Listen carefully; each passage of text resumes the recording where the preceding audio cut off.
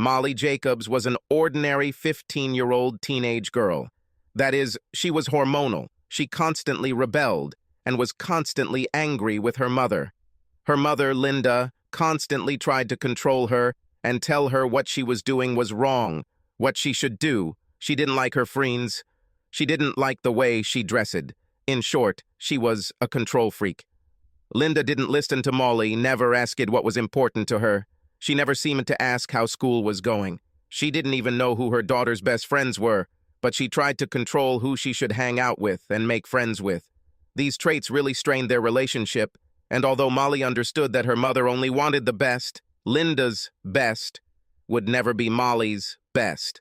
On the other hand, Molly's father, Jim, or Jimmy, as everyone called him, was completely calm and learned from a young age that there was no need to sweat the small stuff. In fact, Jimmy encouraged Molly to live as individual a life as possible, as long as she did not harm herself or others. No drugs, no sex, no bullying, no lies or omissions. If she wanted blue hair, Jimmy would say go for it. If she wants to pierce her nose, Jimmy will sign the permission slip.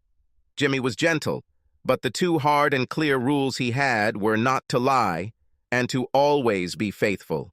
He told Molly that she should express her feelings, must speak directly and avoid secrets. He said, "Molly, secrets can burn a hole in your personality and in your life. Secrets eventually come out, and if they fester for too long, by the time the secrets come out, they cause more and more damage." His other rule, fidelity, was formulated as loyalty and honesty to family, friends, and oneself. You must be true to your morals and ethics. You must be loyal to your friends, teaching them to make better decisions and supporting them.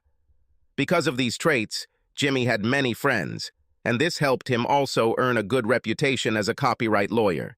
He was a partner in a high-tech copyright law firm, but he always made time to watch Molly's soccer and softball games, as well as any school events she was involved in. He always made time to walk, bike, fish, kayak, and camp with her because he knew she was growing up fast, and soon she wouldn't be able to do those things with Jimmy. His wife Linda visited sometimes, but usually skipped these outings, so Molly and her father formed an incredibly close bond, and Linda was even a little jealous of it. Every Wednesday, Linda had the day off, and she told Jimmy and Molly that she would use the day to cook, or catch up on housework, or go shopping, and maybe visit her mother and father.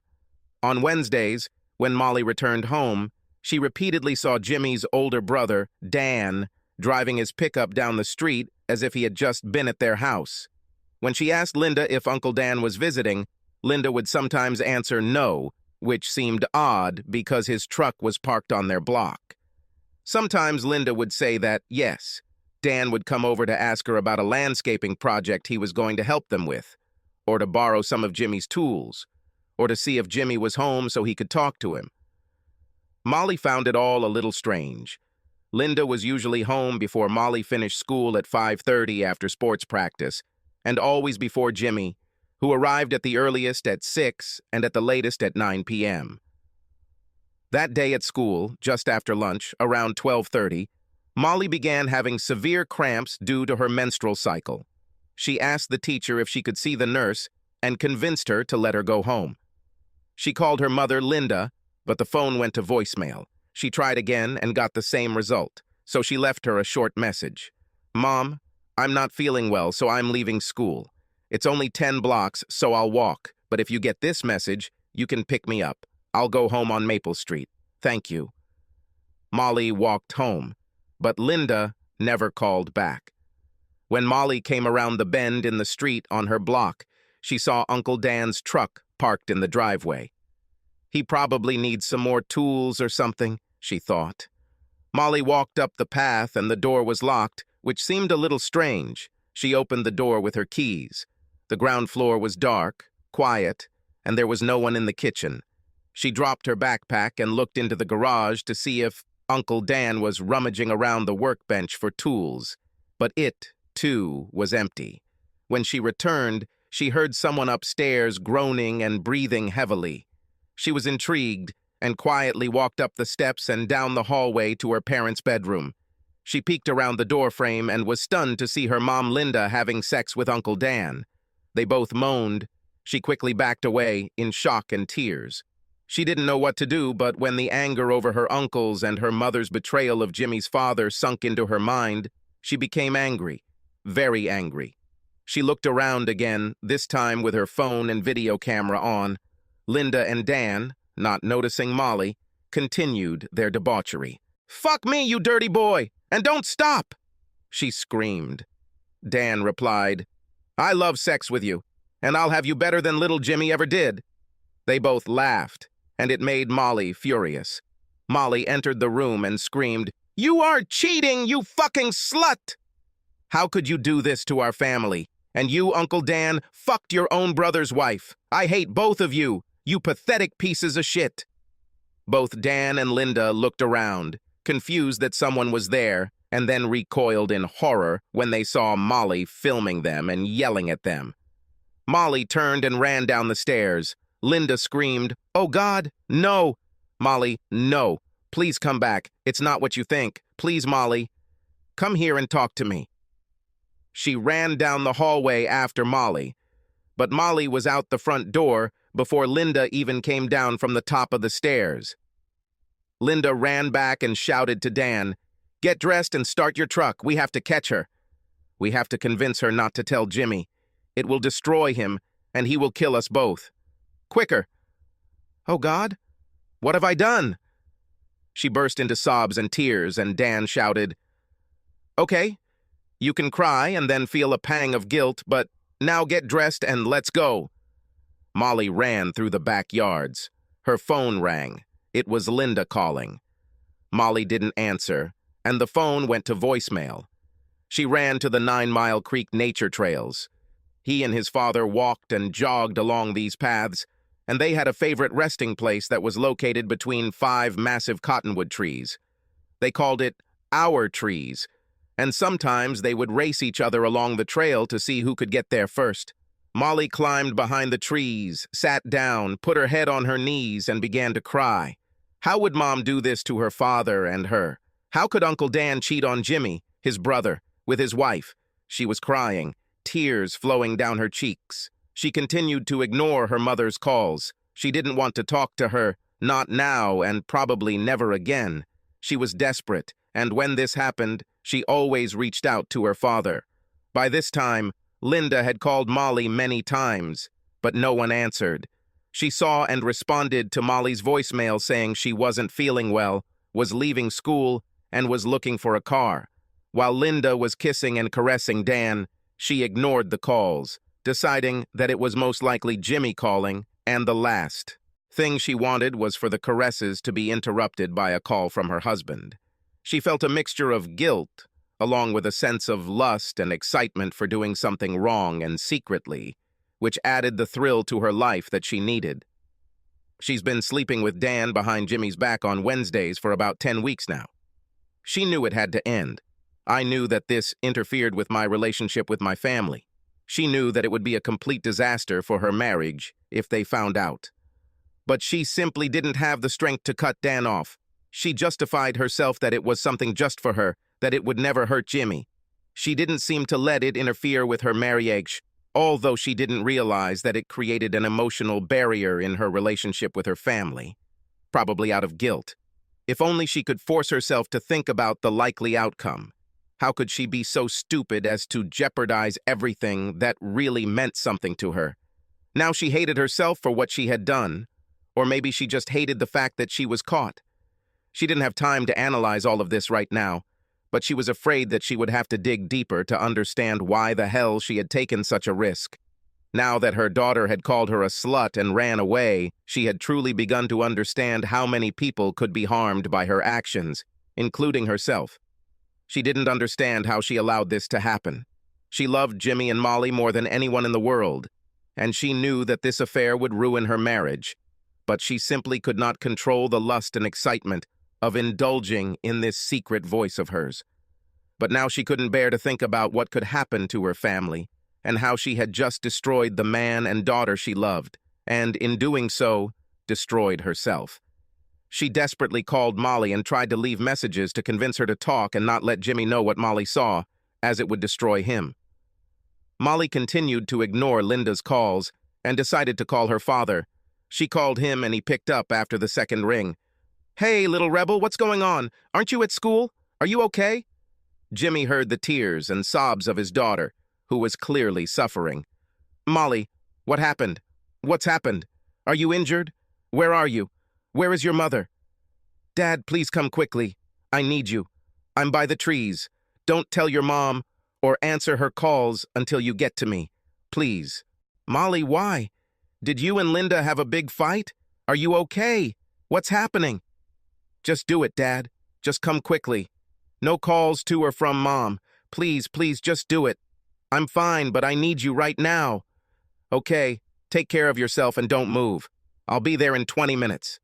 Jimmy stormed out of his office and, not wanting to waste time explaining to Beth, simply told her, "One client had a nervous breakdown, so we have to run. Tomorrow, I'll tell you everything." He ran out of the building to his SUV. His phone rang again, and he saw it was Linda. He didn't answer, as he promised Molly. He let the call go to voicemail, started the Porsche, and drove out of the parking lot across town. He pulled into the parking lot, jumped out of the car, and ran down the path in a suit, tie, and formal clothes, ran into a small fence of trees, and saw Molly curled up in a ball and crying. "Molly, Molly, please, what happened?" She threw herself into his arms, hugged him, and cried even louder, her whole body trembling with sobs. He stroked her hair and back, and after 3 to 4 minutes, she calmed down. "Molly, did someone offend you? What's happened? Did you and your mom quarrel?" There was a call from Linda on Molly's phone. There were already 10 missed calls from Linda on Molly's phone. His phone rang, and it was Linda again. He was about to answer, but Molly said, "Don't answer. We need to talk." "Dad, I don't know what to do. You always told me to tell the truth. Be loyal to your family. Don't keep secrets when they eat you up inside. But what if the truth is even worse? What if the truth destroys people? What happens next, Dad?" "Molly, I see that you are very upset and suffering. It's better to bring the ugly truth and pain out into the open where family and friends can help, support, and cope." "Okay, Dad." "Oh, Dad, I'm so sorry. Did your mom call you? If so, did she leave a voicemail? Please, let's listen."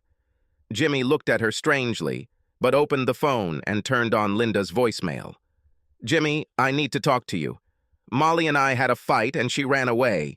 She's clearly upset, and I don't think she clearly understands what she saw that upset her so much. I'm looking for her. Can you call me and tell me where she might be? Or call her and tell her to call me? Jimmy, please know that I love only you and Molly and always will." It seemed like a very strange way to end the message, but Jimmy put it aside and looked at Molly. Molly let out a sarcastic growl when she heard the message. "Now let me play mine." She turned on Linda's first voicemail, and Linda could be heard sobbing as she said, "Molly, it's not what you think. It doesn't mean anything, it's just a harmless and meaningless act. Please call me and talk to me about this before you do something stupid. Please talk to me before you talk to your father." And again, Molly said, "Just a harmless act." Jimmy looked at her in confusion and wanted to ask something. "Dad, be patient," Molly said. "Let's play the next voice message from Mom." She pressed play, and Linda said, as if she were begging and pleading, "Molly, please talk to me. Don't tell anyone, especially your father. This will destroy him and our family." At these words, Molly jumped up and spat out her anger, saying, "Fuck you, Mom! Are you saying that I'm destroying the family? What nonsense! You have the nerve to pin this on me." Jimmy was completely confused and said, "Molly, you have to tell me what's going on.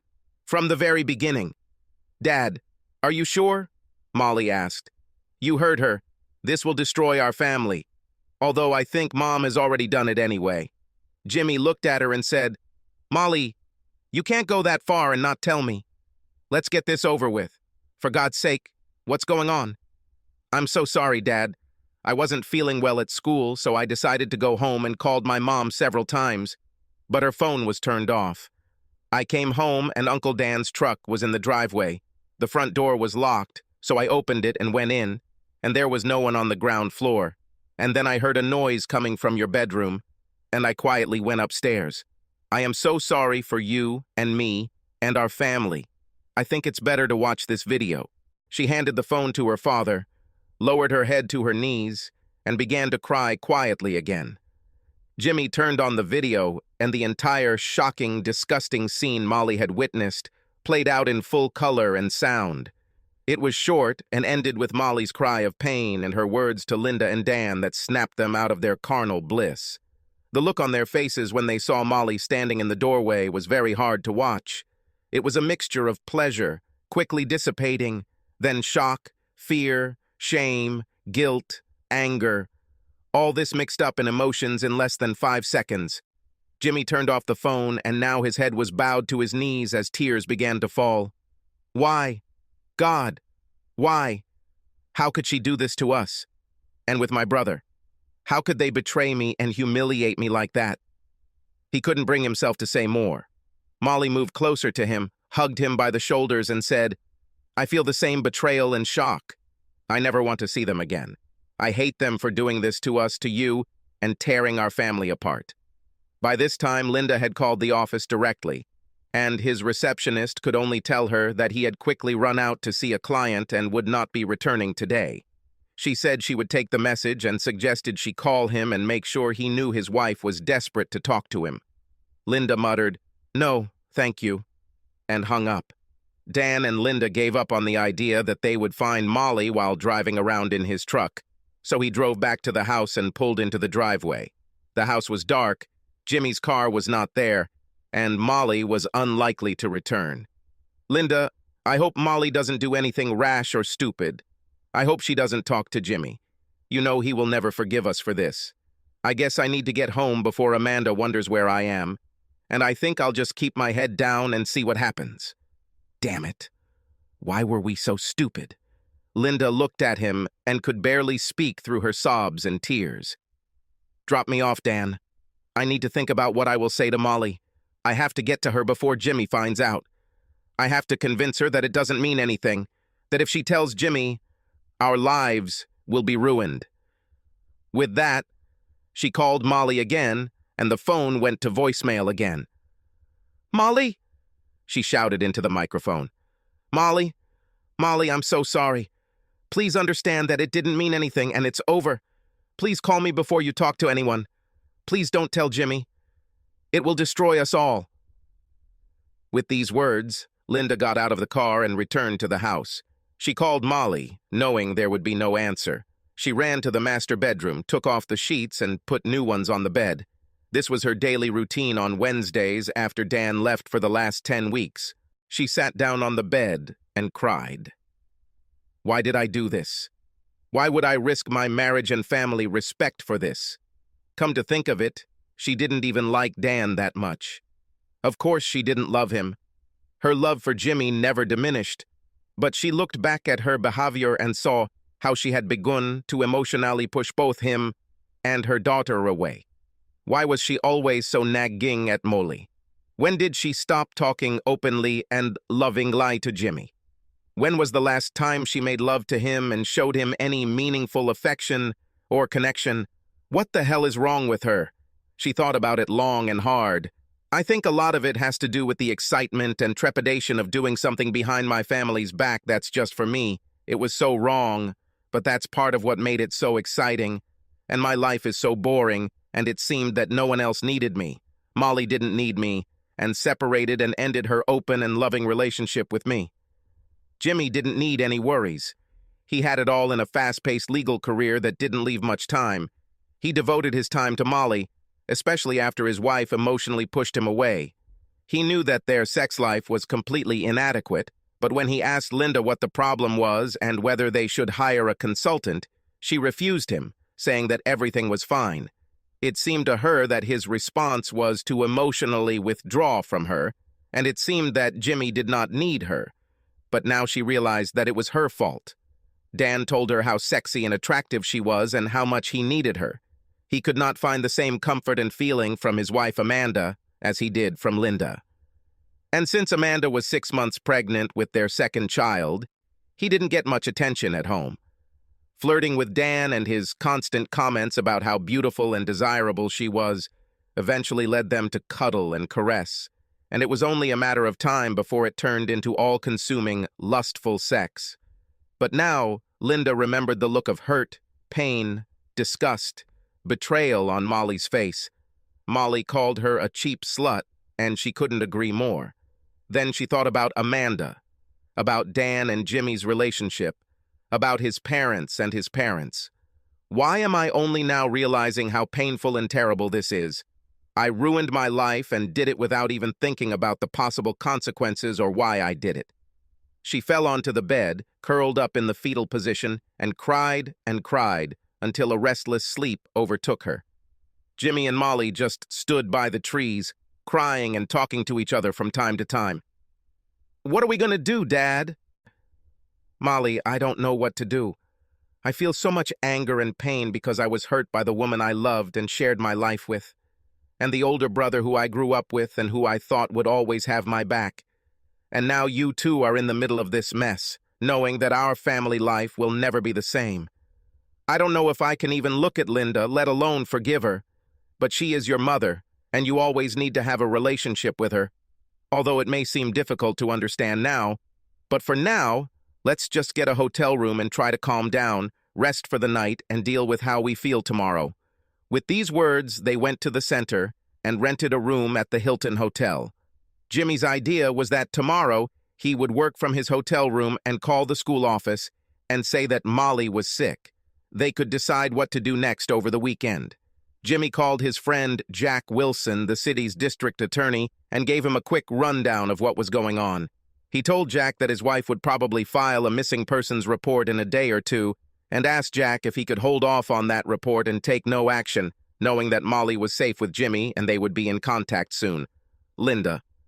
Jack reluctantly agreed, but told Jimmy that he could only put it off until Monday, so Jimmy should talk to Linda before then. Molly and Jimmy checked into the Hilton Hotel and ordered hamburgers and fries. Then they turned on the TV, lay down in their beds, and watched TV like zombies until sleep finally claimed them, at least for a few hours. Linda woke up around 10 p.m. and saw that neither Molly nor Jimmy had called her back. "Oh God, no," she thought. "Jimmy must know, otherwise he would have called or been home a long time ago. Oh God, what have I done?" She tried calling Jimmy and Molly's cell phones again, and both immediately went to voicemail, indicating they were disconnected. She wrote to Jimmy, "Jimmy, I think you know, but please know that it doesn't mean anything, and I only love you. I'm sorry, but you need to let me know Molly is safe and come home and talk to me. Please let me explain." She really didn't know how or what Jimmy would explain. Would he want to know the details? Would it be better if it was just one time and one mistake? She began to think about her story and what she would tell him. She waited until midnight for a return call or text message, and when there was no response, she crawled under the covers and tried to sleep. It was a restless, sleepless night, full of tears and self-hatred for what she had done and the pain she had caused. In the morning, Jimmy and Molly woke up early and went to the Hilton for breakfast. Jimmy called the school and said that Molly would be home for 2 days, and also called his work and said that he would work from home on his cell phone and on his computer if necessary, and asked that they only call him for urgent matters. He looked at Molly and said, "Molly, I'm so sorry for what you saw and that you were dragged into this terrible situation. I think you are entering adulthood, and all the challenges that life can throw at you have come sooner than I ever hoped. Here you are 15 years old, and I'm afraid that now you will see from an adult point of view how important those things that I talked about are. Loyalty, honesty, truth. Be true to your morals and ethics. You see, there are ugly things in life, but you must do your best to live by your own code of right and wrong." Mom, for some reason, threw that code out the door with her actions with your Uncle Dan, and the loss of trust and deception cannot be undone. I'm going to think about what action to take, and I think that since you're stuck in this with me, I'll let you go ahead and be with me every step of the way and help decide what becomes of our family. First, I'm going to call Dan right now and find out what the hell's going on. Jimmy dialed Dan's number, Dan picked up the phone and said, "I'll go out so as not to bother Amanda." We just got out of bed. He ran down the stairs, went out onto the porch and said, "What's going on?" Jimmy's anger boiled and he said, "What the fuck do you mean that's going on? I think you better tell me what's going on. I want you to tell me honestly and without any nonsense why, when, and for how long you sleep with my wife." Dan immediately stopped talking and said, "Jimmy, I'm so sorry, man. It just happened. And once we started, we kept coming back for more. But it wasn't about you, Jimmy. And it's not that we're in love or even that interested in each other. It was purely sex. It was just physical relief and an instant feeling of lust and excitement. I'm so sorry, Jimmy, but it didn't really mean anything to either of us. Jimmy, have you spoken to Linda? I think you should ask her these questions." "I'm asking you, asshole. How long?" Dan said shyly. "The last 10 weeks, Jimmy. Every Wednesday, always at your home." Jimmy shouted, "Why? Why did you betray me?" "Jimmy," Dan said, "it's not about you. It just happened. I just wasn't getting much sex with pregnant Amanda, and I was so horny and attracted to Linda and started pursuing her and ended up getting her to kiss and make out with me, and one thing led to another, and then we ended up in bed. I'm really sorry. You have to forgive us and we'll get through this, Jimmy. We both love you and don't want you to get hurt and don't want to destroy your family. Forgive you, eh, Dan? Listen, this is how it will be between us. I will never talk to you or visit you again. If I see you, you better run, because I will beat you. Now you are dead to me and I no longer have a brother." Dan started apologizing and asking Jimmy to be reasonable and not let this ruin their relationship. "Jimmy, it doesn't mean anything. It was just sex. It meant everything to me, Dan. You have destroyed my marriage as well as my trust in both of you. Do you have any idea how this affected Molly? So don't tell me it doesn't mean anything. This means that none of you respected or loved us enough not to cause us the worst pain." With that, Jimmy hung up and decided that this was truly the last time he would talk to Dan. Molly and Jimmy spent Thursday and Friday working in the hotel room, eating at the restaurant, and then going outside to get some fresh air. Linda kept calling, but neither of them answered or even listened to the voicemail. Linda was very worried and didn't know how to contact them. She also called Dan, but he did not pick up or answer any of her calls. She finally went to the police station on Friday afternoon to file a missing persons report. "My daughter ran away, and I want to file a missing person report and ask you to help find her." The officer on duty began to collect information from her, and when he found out her name, daughter's name, husband's name, and address, he asked to wait a few minutes while he went into the office. A few minutes later, Jack Wilson, the district attorney, came out and introduced himself. He led Linda into the interrogation room and asked her to sit down. "Mrs. Jacobs, I am a friend of your husband, Jimmy. I want you to know that Molly is okay. She's with Jimmy, and he called me and said, you might be coming over to file a missing persons report. I have an agreement with him that I will give him an opportunity over the weekend to contact you before taking any action on the missing person report. Molly is with him, they're both safe, and that's all I can tell you for now. He will be in touch, and if he is not there by Monday morning, call me and I will take action." With these words, he handed her his business card and led her to the exit. She felt his accusing gaze and lack of respect as he stood up and led her towards the exit. She guessed that Jimmy had told him the story and decided that she wouldn't get anywhere by arguing. Jimmy had a lot of friends, and they had his back. She walked to the car, sat down, and cried again. Back at the Hilton, Jimmy looked at Molly and said, "Well, I think we should at least talk to your mom and tell her you're okay." "Do you want to talk to her?" "No, Dad. I don't think I ever want to talk to her again. I can't think of any reason why I would accept what she did, and I can't think of any apology that would be acceptable. How do you even know she's telling you the truth? How can you trust her again? Molly, we are hurt, shocked, and betrayed right now. But time will lessen this pain, and we will have to decide if we want to move on or try to fix the family. I'm thinking maybe we should drive up to the house, give her a chance to be truthful about the affair, and then decide. We at least need more clothes and toiletries if we are going to stay in a hotel. And you also have to go back to school on Monday, so you need to grab your backpack and books and get ready. You know what? Today is Sunday. Let's go there and give her the opportunity to tell her part of the story. And then we'll decide to stay or take our things and leave. I think we owe it to her to give her a chance to be truthful and tell us what, why, where, for how long. Molly and Jimmy drove up to the house and walked through the front door. The house was quiet and dark except for the kitchen. They entered the kitchen where Linda was sitting, drinking coffee and looking into her cup. She looked as if she had aged 10 years since he had seen her. The face was swollen with red spots. Her eye makeup had been partially washed away by her tears, and she hadn't washed it off or replaced it. My hair was a mess, unkempt and unwashed. When she looked up and saw them, she immediately jumped out of her chair and tried to run to Molly and hug her. Molly raised her arms and pushed her away, then walked around to the other side, avoiding contact with her mother. Jimmy did the same. Linda, we're back to talk to you about what you did and why you think you did it. You've caused us both great pain. You've lost our love and trust in you, and I don't know if there's any closure to what Molly saw and what she recorded on video. I want to at least give a chance to tell my side of the story. Linda was crying slightly, and her nose was running.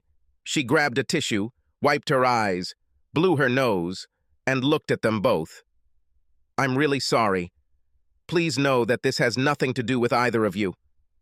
I love you both more than life itself and don't want to lose you. Jimmy, it was just sex. It didn't mean anything. This was the first and only time this happened, and it will never happen again. We can get through this. Don't leave our marriage because of a one-time mistake and meaningless sex. Having told this lie, she turned away, and when she looked back, she saw that Jimmy was ready to explode with anger. Looking at Molly, Jimmy said, I think we'll go with Plan B. Molly left the kitchen and went up to her room to pack her clothes and personal items and grab her backpack. After Molly left the room, Jimmy looked at Linda and shouted, So, you're going to use all the standard bullshit lines instead of telling me the truth. It was just meaningless sex. It didn't mean anything. Oh, and by the way, your nonsense about this being the first and only time really shows me that you have no problem with lying and deception. I talked to Dan, and I know this has been going on for 10 weeks, and I saw a video of you committing adultery with him and humiliating me while you were doing it. So, who's lying? You or Dan? I know it's you, and I know I won't get any truth or understanding from talking to you. I told Dan that he was dead to me, and I would never see or speak to him again. It's not so easy to do with you, but at the moment that's exactly how I feel. And don't tell me that our marriage is ruined because of one mistake. It wasn't just one mistake, it was an ongoing affair that you wouldn't have stopped if Molly hadn't walked in on you, and you seem to be only worried about being caught. You betrayed and disrespected your family, and did this to my brother, and in my bed. So don't tell me that I'm giving up on marriage when you gave up on it the first time you started flirting and having an emotional and then sexual relationship with Dan. How do you think your 15-year-old daughter will be able to cope with what she saw? With that, Jimmy turned and ran upstairs to the bedroom. Linda collapsed on the floor, sobbing.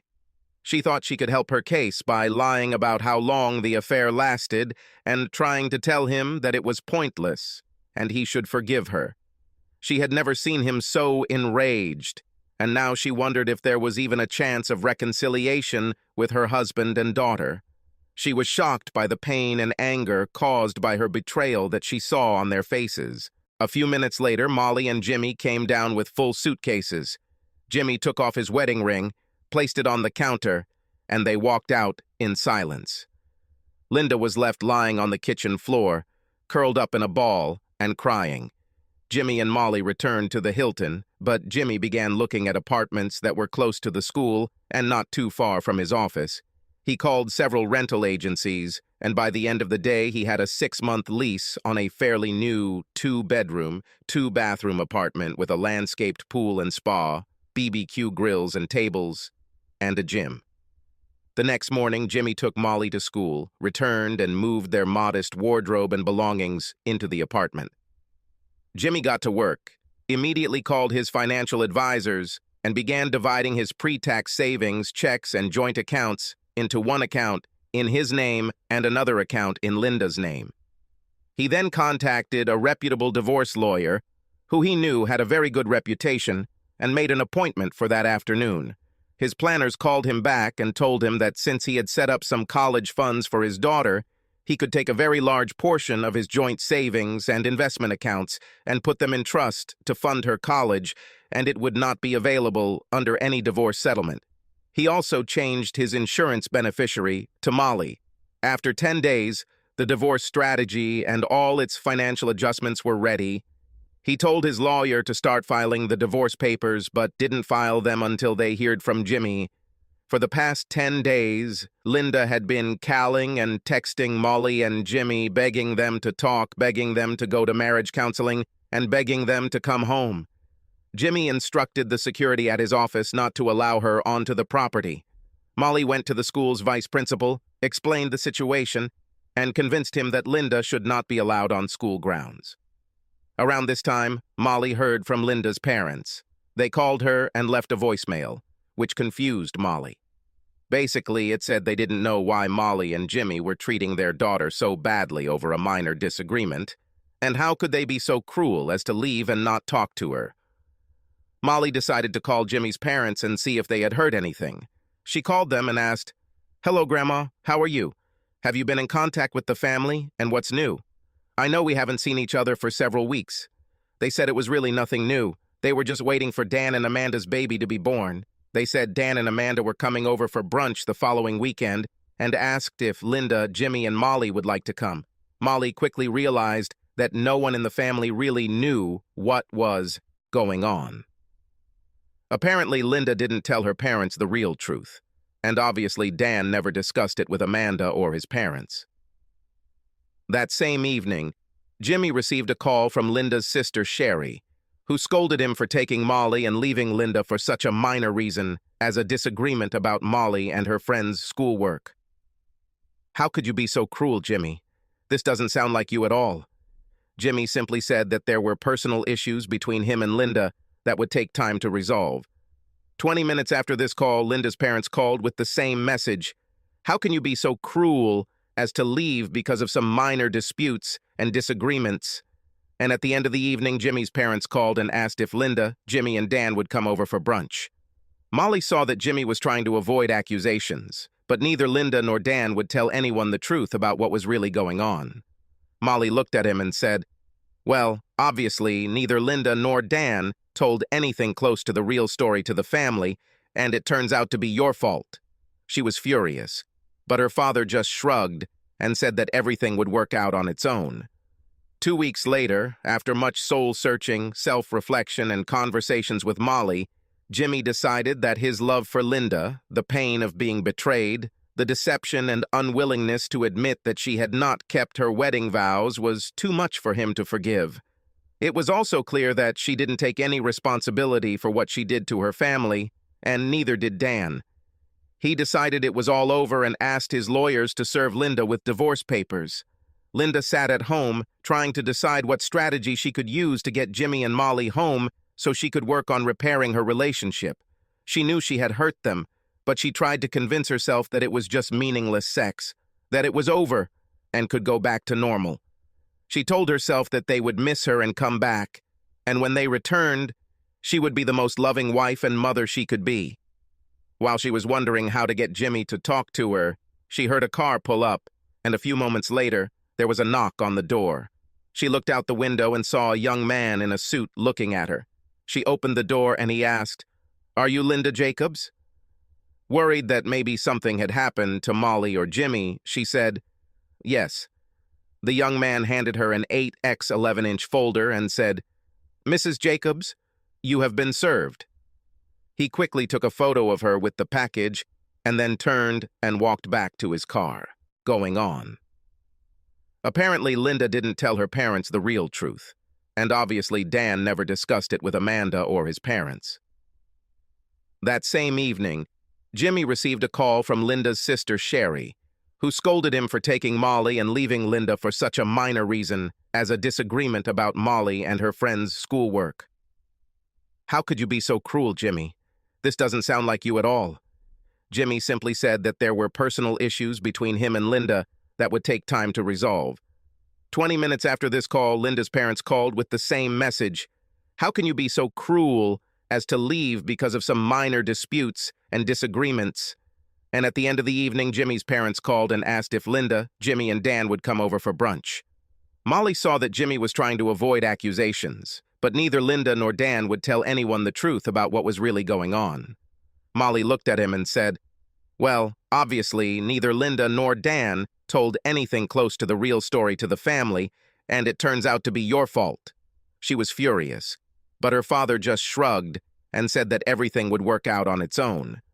2 weeks later, after much soul-searching, self-reflection, and conversations with Molly, Jimmy decided that his love for Linda, the pain of being betrayed, the deception and unwillingness to admit that she had not kept her wedding vows was too much for him to forgive. It was also clear that she didn't take any responsibility for what she did to her family, and neither did Dan. He decided it was all over and asked his lawyers to serve Linda with divorce papers. Linda sat at home, trying to decide what strategy she could use to get Jimmy and Molly home so she could work on repairing her relationship. She knew she had hurt them, but she tried to convince herself that it was just meaningless sex, that it was over, and could go back to normal. She told herself that they would miss her and come back, and when they returned, she would be the most loving wife and mother she could be. While she was wondering how to get Jimmy to talk to her, she heard a car pull up, and a few moments later, there was a knock on the door. She looked out the window and saw a young man in a suit looking at her. She opened the door and he asked, "Are you Linda Jacobs?" Worried that maybe something had happened to Molly or Jimmy, she said, "Yes." The young man handed her an 8x 11-inch folder and said, "Mrs. Jacobs, you have been served." He quickly took a photo of her with the package and then turned and walked back to his car. Linda didn't understand what he was talking about, so she went into the living room, sat down on the sofa, and opened the envelope. She pulled out the documents and saw "Petition for Divorce" at the top of the first page. Her eyes filled with tears. She dropped the documents and for the first time truly realized that she had abandoned her marriage and family for some lousy sex. A few days after Linda received her divorce petition, Jimmy began receiving calls from all directions. Both Linda's parents and his parents accused Jimmy of divorcing his wife over minor differences and arguments. Then Dan's wife Amanda called and scolded him. "Jimmy, how can you stop talking to Dan because of arguments over tools? And how can you think about divorcing Linda for such trivial reasons? You need help, Jimmy. Maybe a consultation." Jimmy tried not to pay any attention to all this, and his standard line on the phone was that this was a very private matter between Linda, Molly, and himself, and they themselves should go back and ask Linda if they really wanted to understand why there wouldn't be reconciliation and why divorce is the only way forward for him. But it didn't work. They called him all the time. Then they started calling Molly with the same words and trying to persuade her to come home and be with her mother, whose heart was broken. Molly saw how much pain this caused Jimmy and how the whole family now made him out to be the bad guy. She clearly saw that Dan never told anyone the truth and blamed his problems with Jimmy on the loss of some of Jimmy's tools. Molly saw that Linda was trying to muster all the family resources to get Jimmy and Molly to come back, and she never admitted what she had done or told them the real story. She knew that Jimmy was too ethical to spread dirt and real truth that would destroy Linda and Dan's relationship with their family. But Molly had had enough. She took out her computer and wrote an email to the whole family. It read, "To all the family that is so quick to blame my dad for all the problems between my mom and us, and between Dan and him. It pains me greatly to send you the attached video, and I know it will shock and hurt you all, just as it did me when I walked into this nightmare and recorded it. It's extremely unfair that Jimmy should be punished by his family for something he didn't do. He was betrayed by his wife, brother, and now his family. I'm over it. Please look at this and ask yourself what you would do if you were in my father's shoes. What would you do in my situation? What would you do if two people who you thought loved you and protected you and would always be on your side betrayed you in the most terrible way and continued to lie about it and did not take responsibility for it? Please watch the attached video privately, and then you can talk whatever you want to my mom and Uncle Dan about how Dad should react. She copied the addresses of the entire family, her father, who she knew would go crazy, but she felt obligated to support him, and Linda and Dan. Then she clicked the submit button. Linda was at work and did not see her personal email, and her phone was turned off. When she walked out into the parking lot and into her car at the end of the day, she turned on her phone, hoping to see some kind of response from Jimmy to her daily calls, begging for forgiveness, begging him to let her explain everything, begging him to come home and talk. Instead, she saw missed calls from her parents, from Amanda, and from Jimmy's parents. First, she listened to the voicemail from Amanda.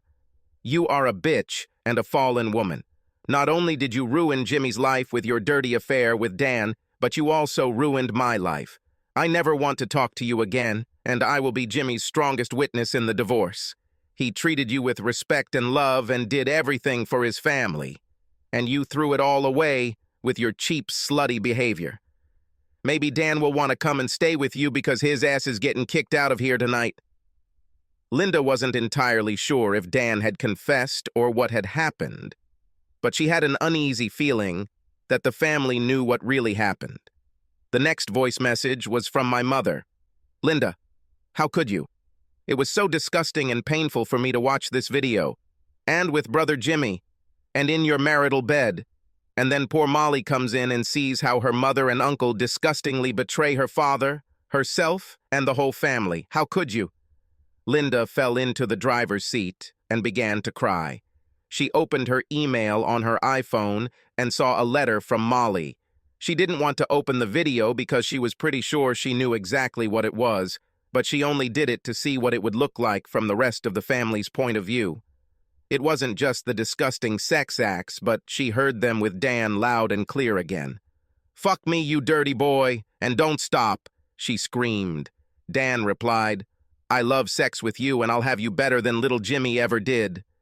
And if that wasn't enough, it was the way they laughed together and shared their cruel joke.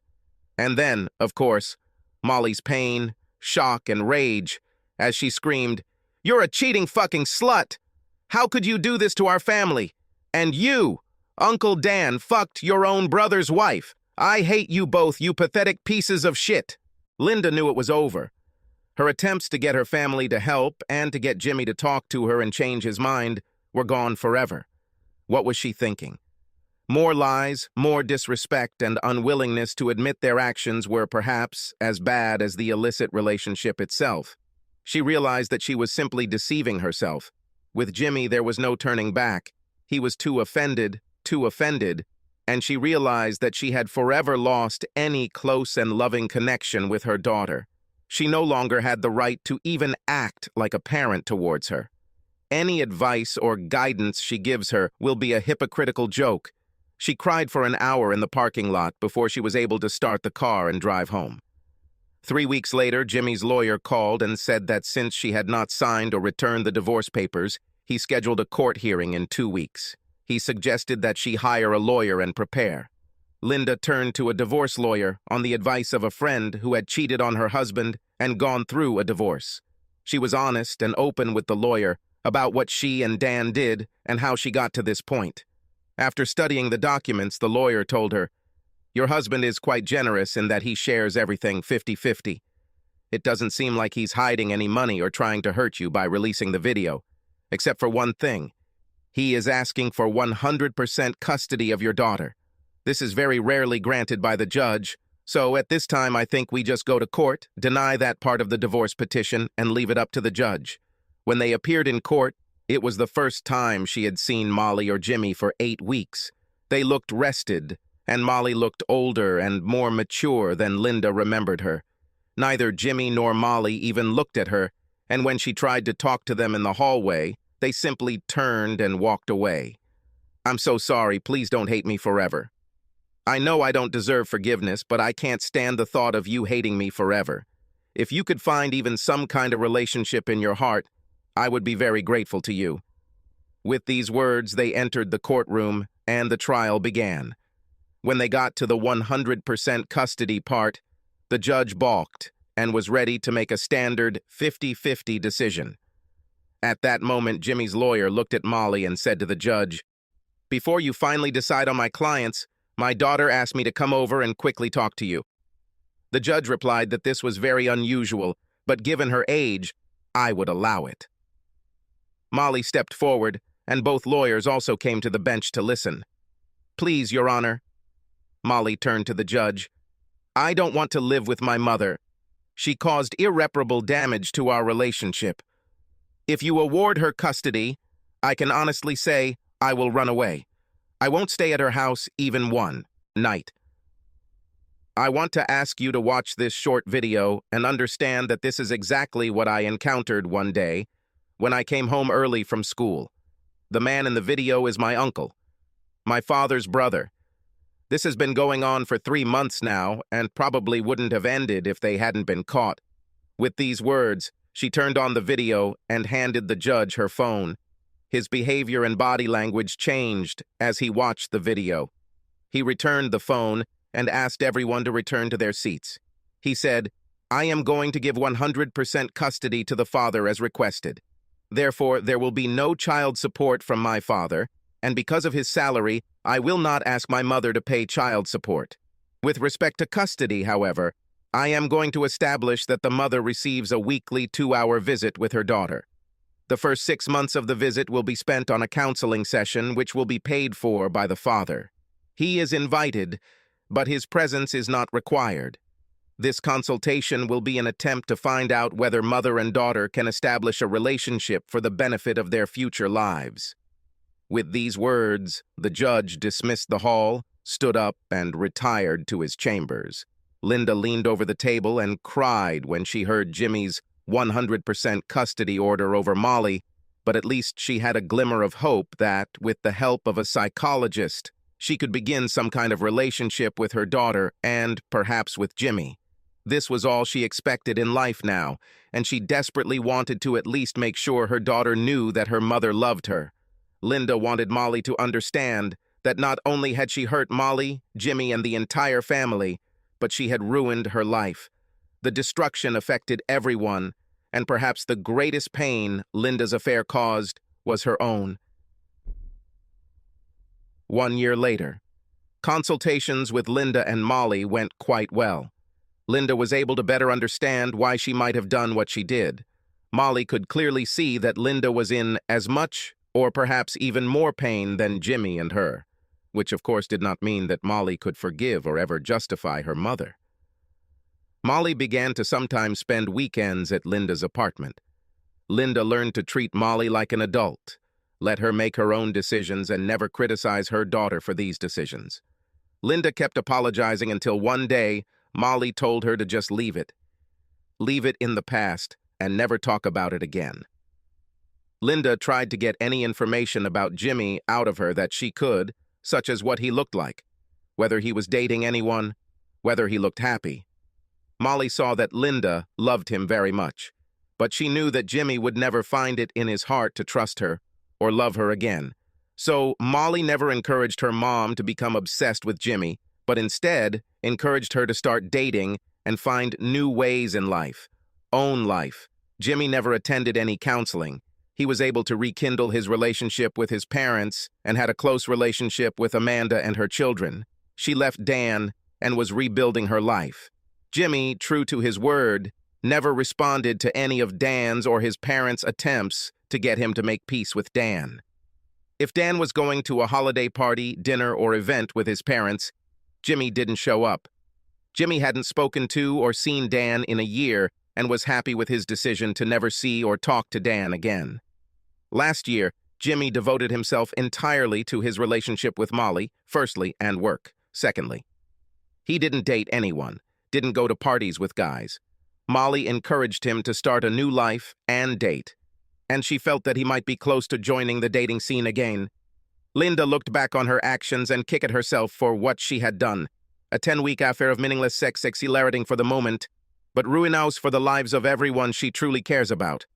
The guilt and pain she caused through her actions never left her. She knew that her life would never be the same as it once was.